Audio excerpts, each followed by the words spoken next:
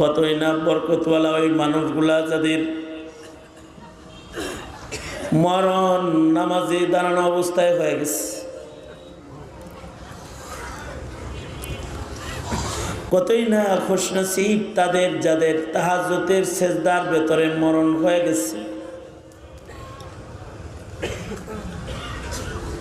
কাবা বাইতুল্লাহর তওয়াফ করতে করতে মরণ হয়ে গেছে। বদনসিব পুরা কপাল কত আছে যাদের কুফরি করতে করতে মরণ হয়ে গেছে। মুমিনের ঘরে জন্মাইছে কিন্তু গুনাহে কবিরাতে মৃত্যু হয়ে গেছে। বদনসিব। যেমন আমাদের দেশেও অনেকে গান গাইতে গাইতে মরে গেছে।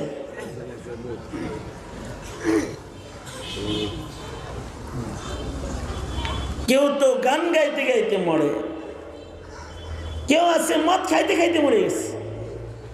পত্রিকায় আসছে উনি মাতাল যে হইছে মদ খায়, তারপরে আর হুঁশ আসে নাই। নিকৃষ্ট খাতমা।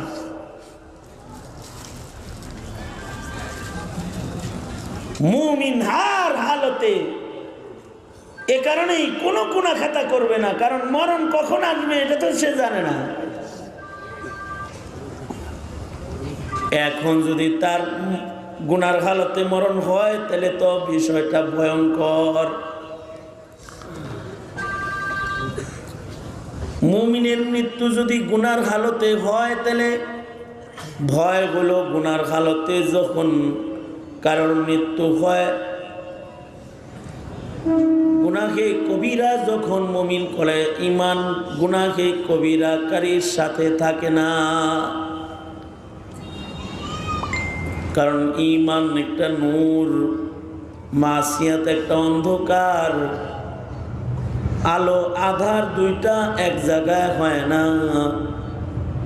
সরকার বলে গুনার হালতে মুমিনের ঈমান মুমিনের সাথে থাকে না। লা ইয়াজনি জানি হিনা ইয়াজনি ওয়া হুয়া মুমিন। মুমিন যখন কোনো গুনাহে কবিরা করে অর্থাৎ চুরি করে তো ঈমানদারের হালতে চুরি করে না। জেনা করে তো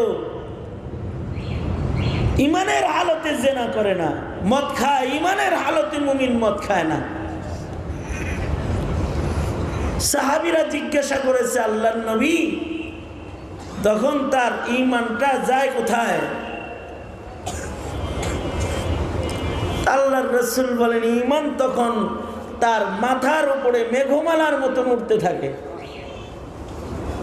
যখন গুনাহ করা শেষ হয় তার ঈমান তার ভিতরে ঢুকে,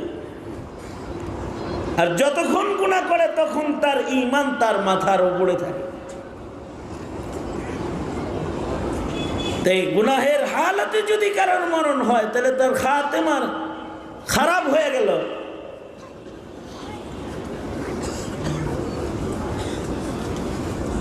গুনাহের হালতে যখন কারোর মৃত্যু হয় তখন প্রত্যেকটা গুনাহের একটা বদবু আছে, আর প্রত্যেকটা ইবাদতের একটা খুশবু আছে। ইবাদত খুশবুদার হয় আর গুনাহ বদবুদার হয়।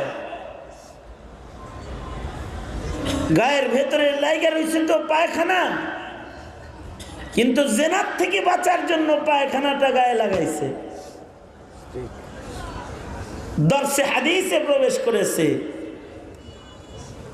তো গায়ের থেকে খুশবু বের হইতেছে। উস্তাদ বলে কিরে খুশবু আসে কেন? তো যিনি জেনার থেকে বাঁচার জন্য নিজের গায়ে পায়খানা লাগাইছে, যেন মহিলার ঘৃণা তার ভেতরে আসে আর মহিলাটা যেন তাকে জেনা করতে বাধ্য না করে, এই জন্য গায়ে পায়খানা লাগাইছে। কিন্তু দর্শে ঢুকতে হবে, ভালো করে সাফাই করার সময় পায় নাই। যে গুনাহ থেকে বাঁচার একটা ইবাদত করছে, এই ইবাদতের কারণে খুশবু বের হইতেছে।